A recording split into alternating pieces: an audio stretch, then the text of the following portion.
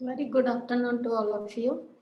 I was supposed to present the global model of basic income as the first paper, but I'm just starting with a paper on universal basic income, a trade-off between work and leisure, because some more are yet to join.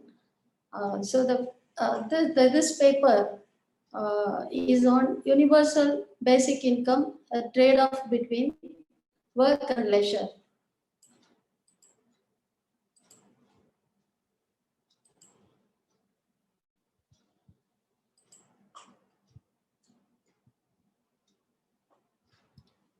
Economics and policy makers are divided among themselves on this core concept based on the behavioral impact of unconditional basic income on individuals. This paper is a simple behavioral economics analysis and an attempt to study the trade-off between work and leisure, which a basic income recipient has to make on various grounds, and whether the utility gained from consuming the subsistence level acts as a driver or as a stumbling block for working further. Being a strong universal basic income advocate, there could be chances for bias. Besides that, sincere efforts are taken to attempt a study on the tendency of individuals to choose work and leisure, which are two distinct choices of individuals. Further, a survey has been conducted on the employed people from different income groups, age groups, and gender groups to derive a meaningful observations on the basis of their responses to the survey, which will be presented by Antisha. Unconditional universal basic income in this paper, we mean the amount that is given to all the citizens of a country, irrespective of their employment status and irrespective of their participation in the existing social security system. In addition, it is without any means test and work requirements. But this concept has contradictory arguments. UBI advocates argue that it reduces income inequality, it reduces poverty, it reduces gender inequality, and it imbibes a sense of security and financial independence among the recipients with redressing imbalances in the labor market. It remedies the impending problem of mass technology-induced unemployment and make possible meaningful lives for those otherwise dependent on menial work in the labor market. While the opposition argue that this could be counterproductive and would reduce productivity by promoting laziness. And in a way, according to them, it causes negativity in the labor market.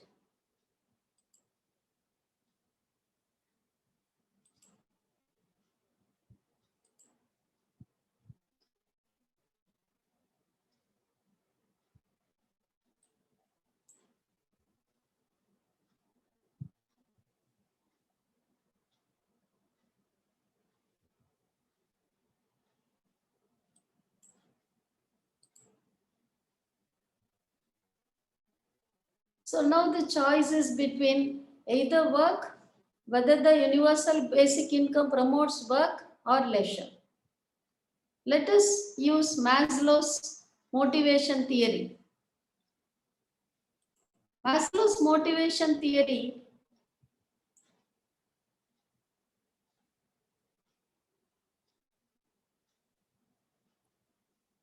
explains, and it has laid down the pyramid of needs starting from the bottom. Maslow has laid down the pyramid of needs from bottom to the top, which flows from firstly satisfying the physiological needs.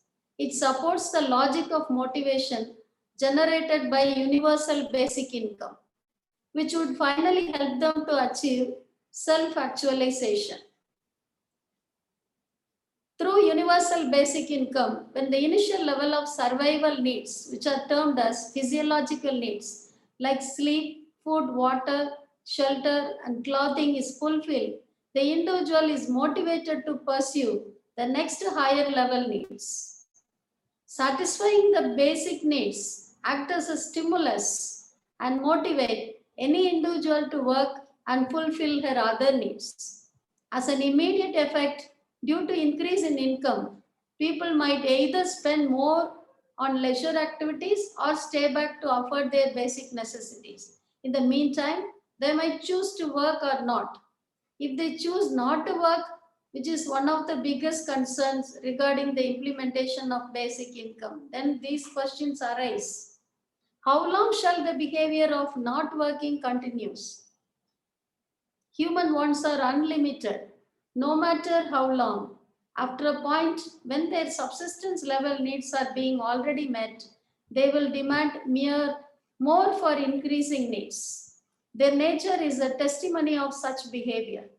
To meet those unfulfilled needs, people will look for jobs to earn and afford the new needs now. In other words, the basic income multiplies their motivation and results in an increase in productivity in the labor market.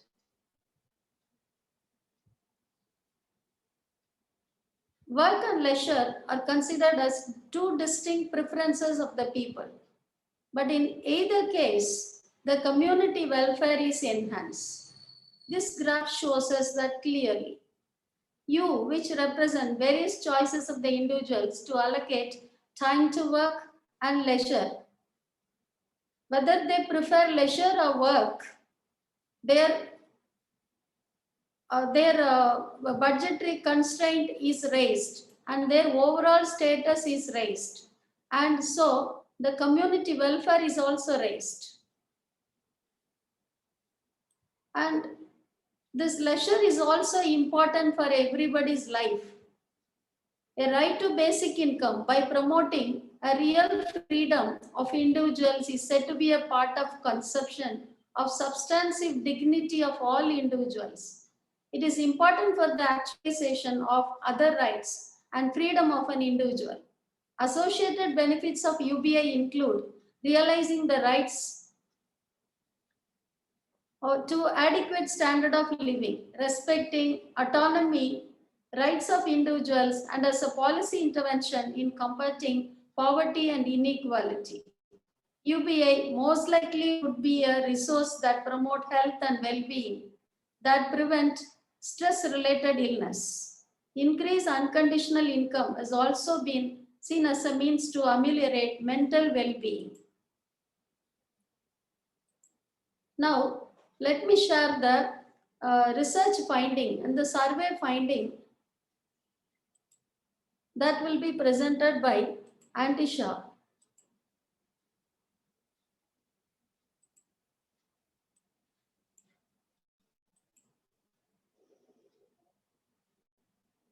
All right. So I'll now continue with what experimental survey we have conducted in our further course of study in order to determine more clearly about the attitudes and behavior of basic income recipients towards work and leisure. Now, on being asked upon how they perceive a meager sum of, let's say, the basic income amount, it was found that 69.23% of the respondents were found to believe that basic income is a better incentive against means-tested benefits, contrary to the remainder who found it mere as a charity. It was also found that 67.92% of the respondents considered it as an alternative to social security system, while 6 out of 33 who viewed the sum as charity were reported to be from the slab of people with an income of more than 10,000 INR per month. But furthermore, 82.7% of the respondents were found to allocate their spending to food and other basic necessities, as compared to the remaining statistics, which is 17.3%, who were found to spend their increased income, basic income, towards leisure activities. Then, majority of the participants who performed in the survey were found also to be interested in giving more time to work even after receiving basic income. 66% of the respondents who expressed their willingness to work were also found to be female participants, while 68.6% of the participants even agreed with the narrative that a very modest sum of money when will be paid by the government will also facilitate the risk to and innovate ideas, business, and entrepreneurship. Now, we have also depicted a trade-off which has been presented where it has been shown that how motivation towards work has been chosen by the respondents, whose answer was considered to be in a cumulative figure of 823 responses, while receiving UBI towards a better life, and while the tally of leisure has the highest record of 154. And again, when we talk about the attitude of recipients from gender perspective, 68 of women who participated in the study, 80.88% were those who agreed that when a subsistence level of sum would be handed to them, they would rather choose to work and empower their community.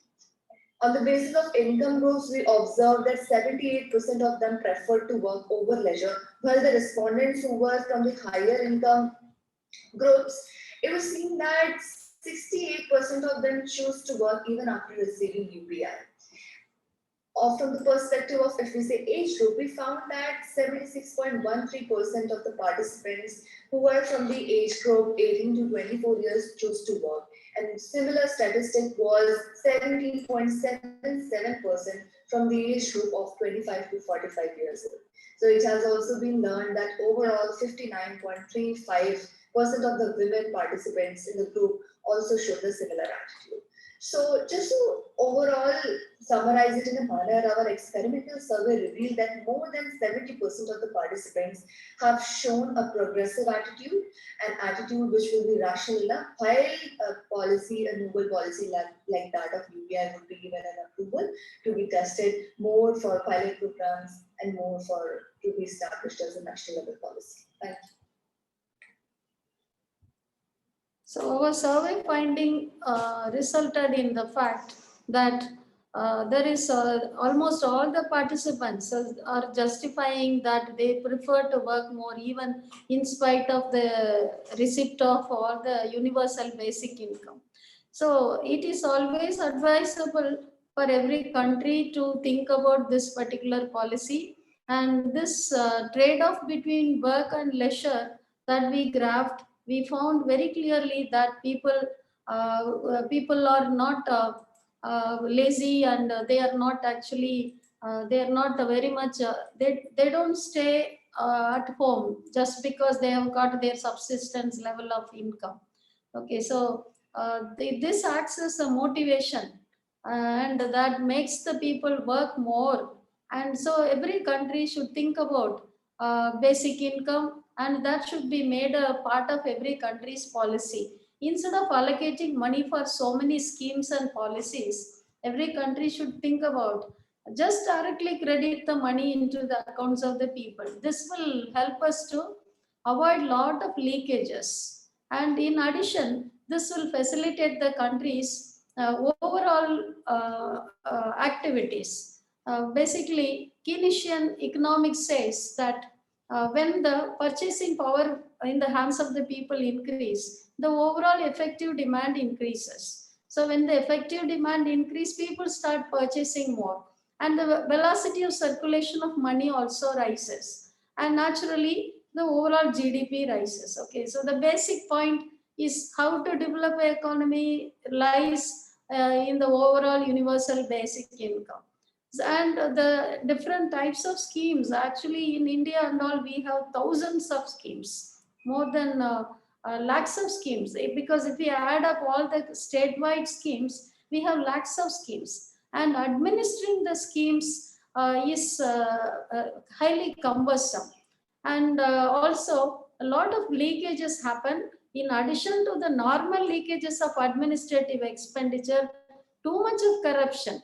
Every scheme has their own conditionalities and the document provisions, and every document provisions needs money and bribe, and so finally it doesn't reach the people.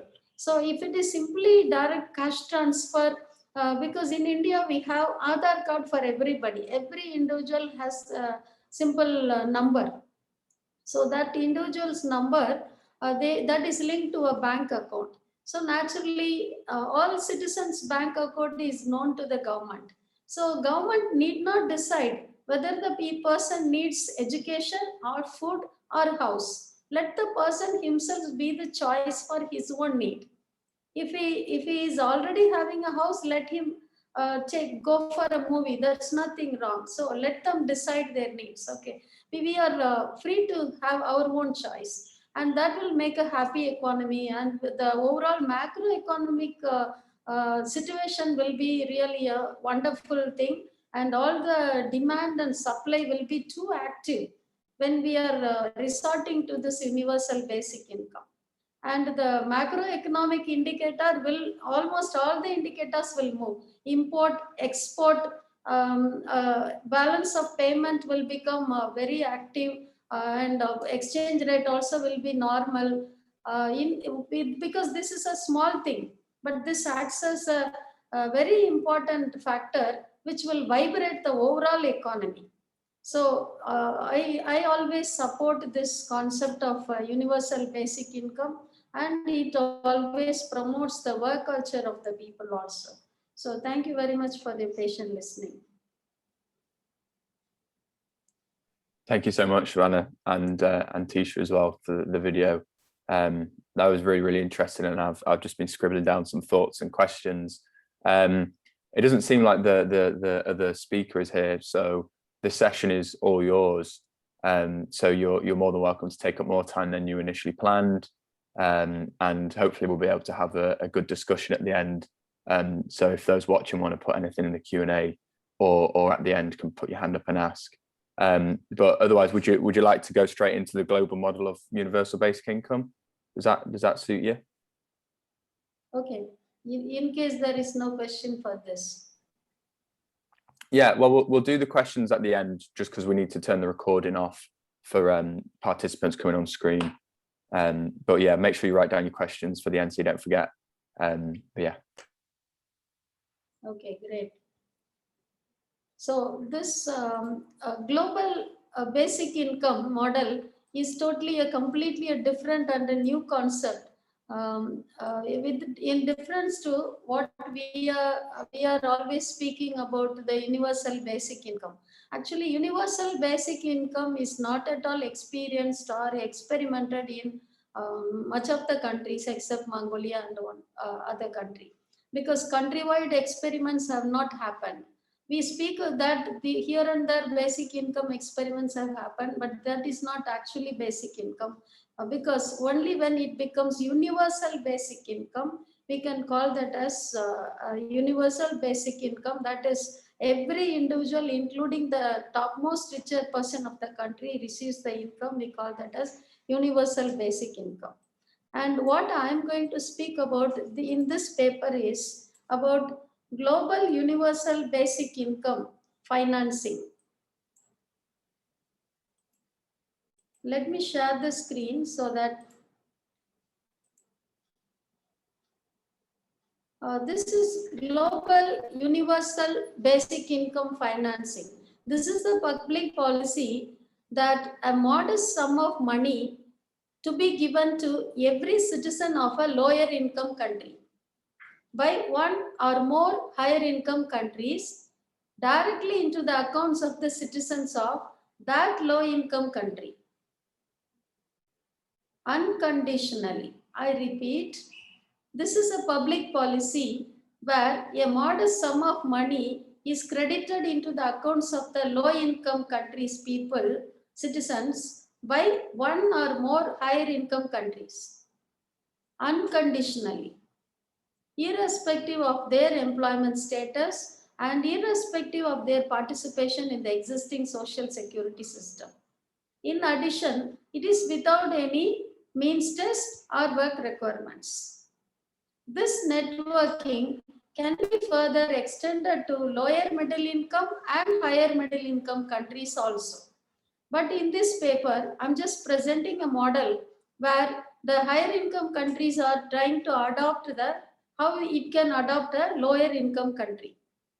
So this is my own original idea, where because I was very much always affected by looking at the poverty and the hunger and the death in the poor countries. So while I was listening to too much of basic income, universal basic income in countries and too many researchers, I found that these poor countries never comes to participate in any of this because they have their own different problems. So naturally, who have to take care of this issue? It's not only the care economy from the national perspective. We have to look from the international perspective also. So the outcome is this model. And as all of us are very much aware of, because we are all listening to universal basic income for a long time. And so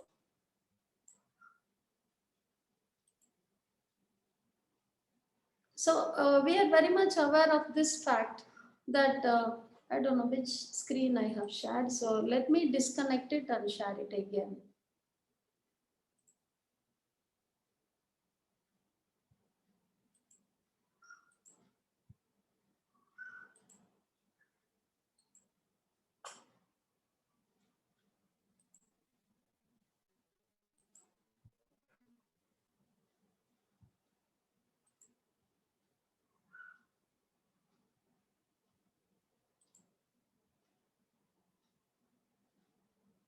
So the second slide shows that how this universal basic income can save the world from all this evil.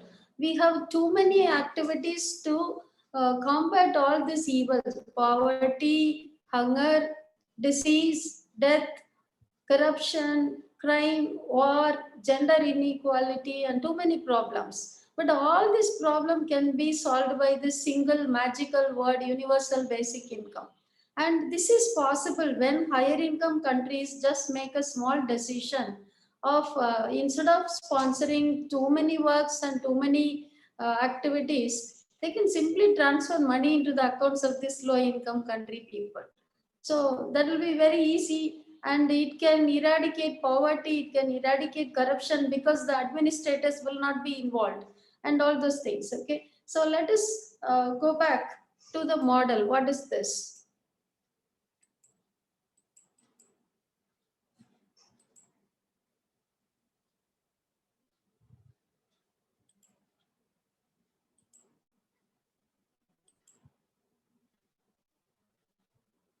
So we consider in this model, the whole world is a global village with resources to be shared. So we are sharing the common resources and the whole world is a common village. And in such a case, how we look at it.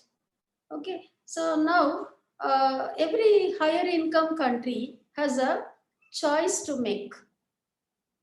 This public policy calls all the prosperous nations to come forward and help in making these lower income nations better off by adopting nations.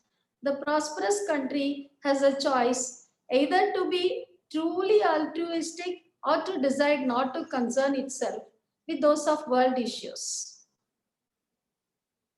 This global universal basic income financing has the universal power to eradicate all this evil. Why not the higher income countries make such a decision? So now let us look at this small model. It's a hypothetical model, and we are not assigning any amount or anything to such higher income countries, but it's simply a logic. Any country can make a baby calculation on how they can support these countries. See, the difference in per capita income can be seen in these slides.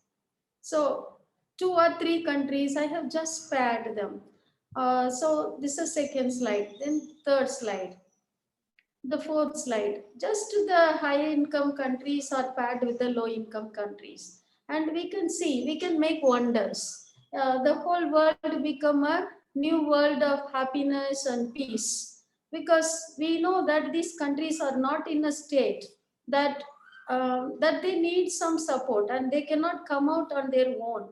And it is also a well-known fact that the international institutions have proved themselves as a greater failure, because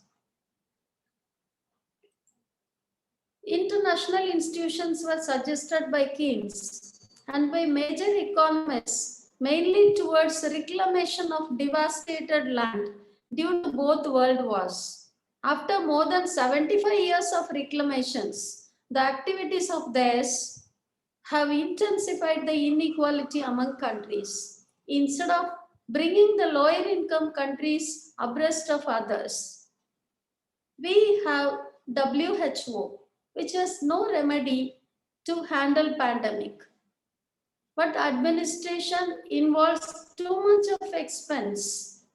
We have the IMF, which has no solution for short-term financial difficulty, but continues to give short-term loans and create debtors.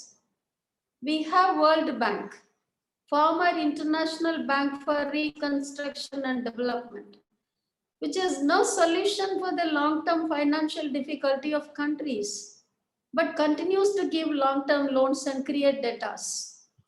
We have United Nations, but wars happen among countries and genocide happen in many countries like Sri Lanka, Afghanistan, and everywhere.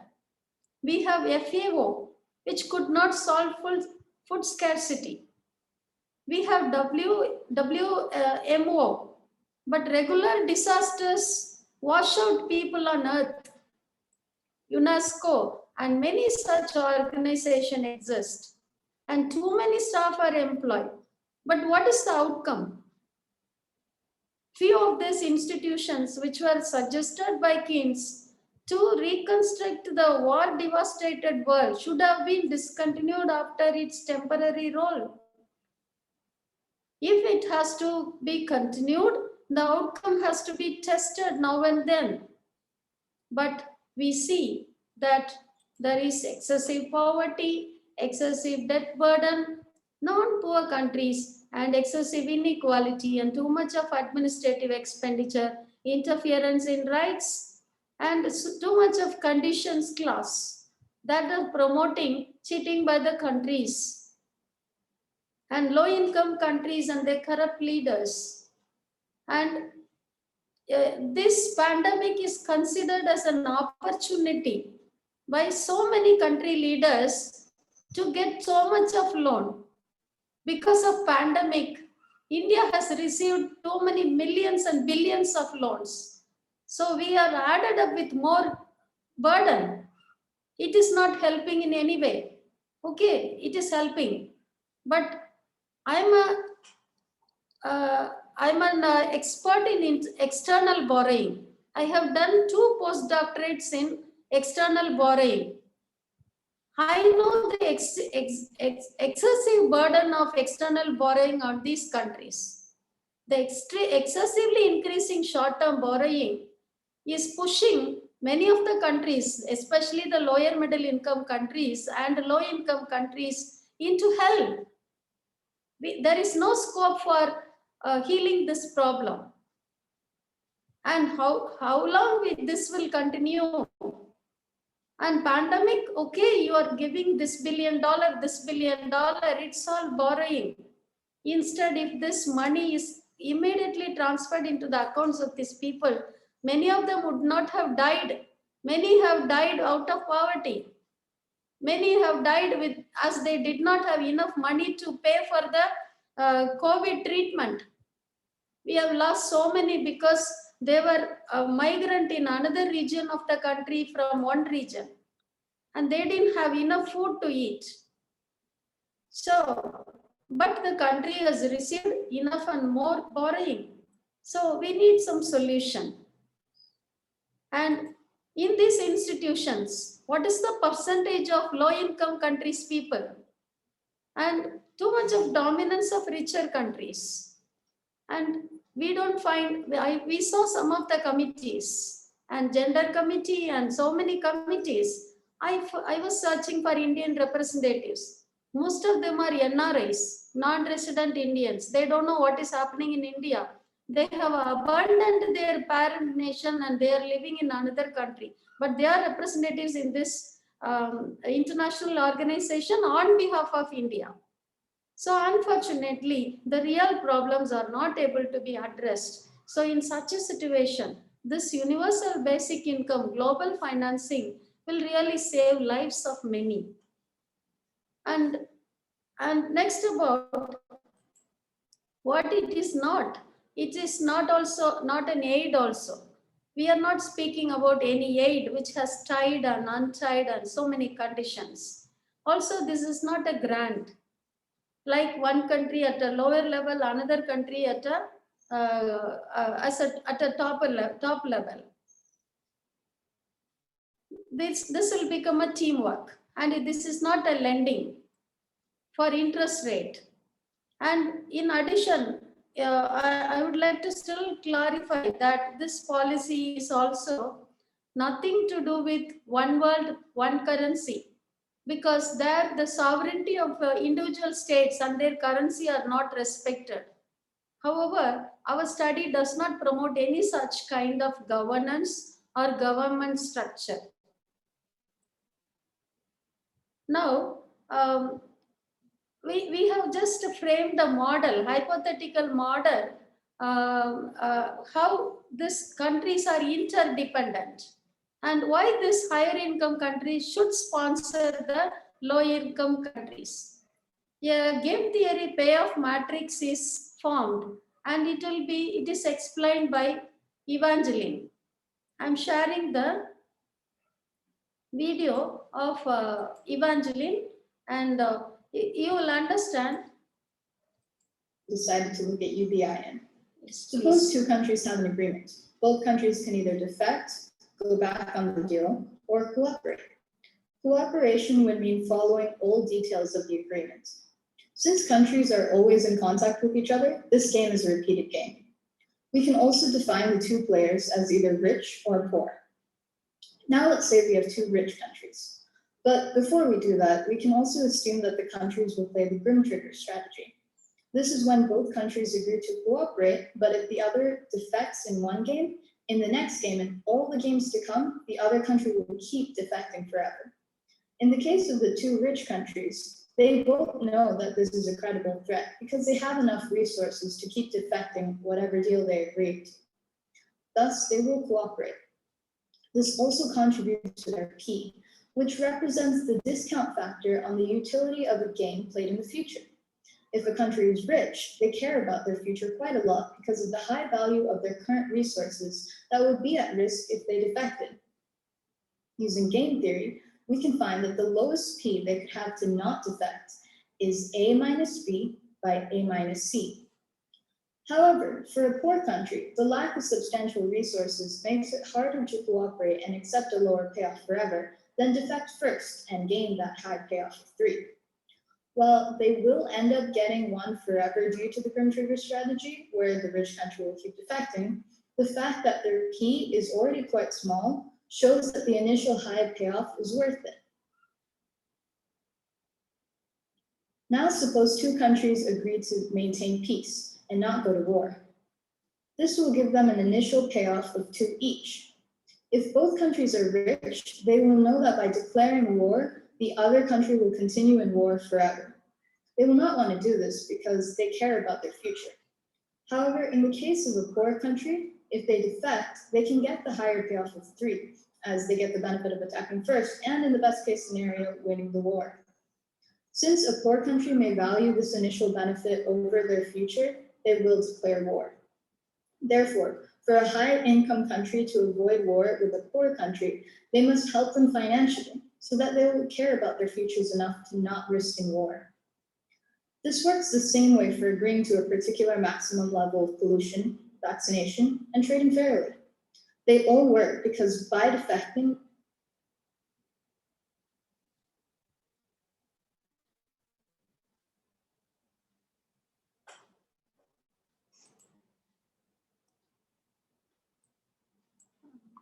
Yes. So I think so when they cooperate with each other, they are able to achieve more, a better atmosphere. So this way of discussion, you would have understood that when two players in the globe, the purpose of this is to consider higher and lower income countries as two players in the globe and to make them find their payoff advantage.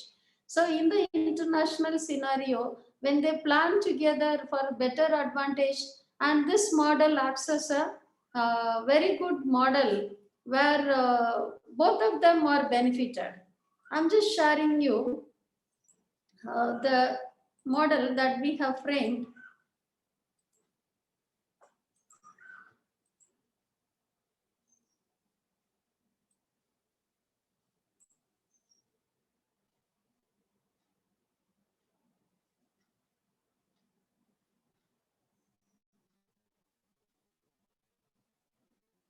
Yes, this circular benefit of richer countries, cash transfer to poorer countries will explain the whole thing.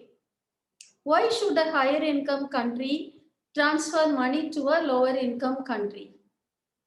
Is it exclusively for the benefit of lower income countries only? It is also for the benefit of higher income countries. So far, most of the higher income countries use the lower income and the lower middle income and other countries as the marketing ground, without whom they cannot survive and they cannot produce and they cannot do any business. For any business, you need a buyer and a seller.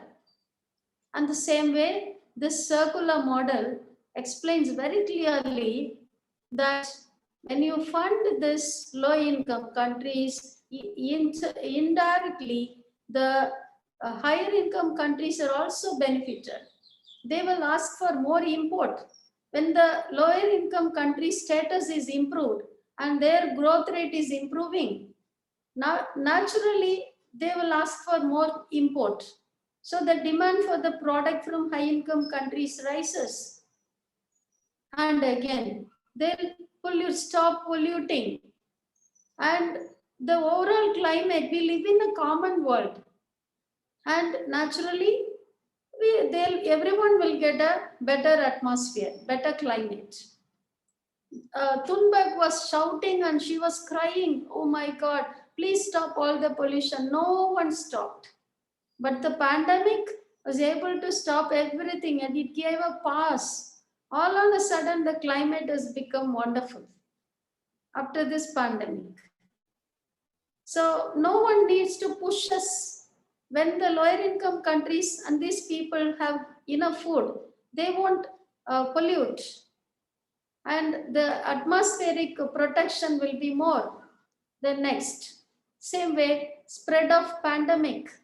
When poor income, low income country have enough money, spread of pandemic will be stopped and high income countries will be saved because we are living in a common world and we are sharing the common resource.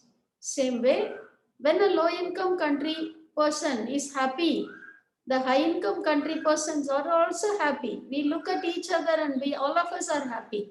When we see a person from Somalia, the baby dying and a vulture is standing near, all of us cry, the whole world cries. What is the use?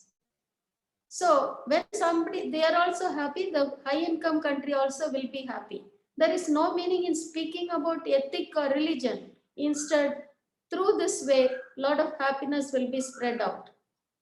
And effective demand of this low income countries will sure increase the buying power of these country people from the high income countries. And the efficient labor, when they eat proper food, the low income countries people will work more. And most of the high income countries would like to have their companies in the low income countries because of the cheap labor.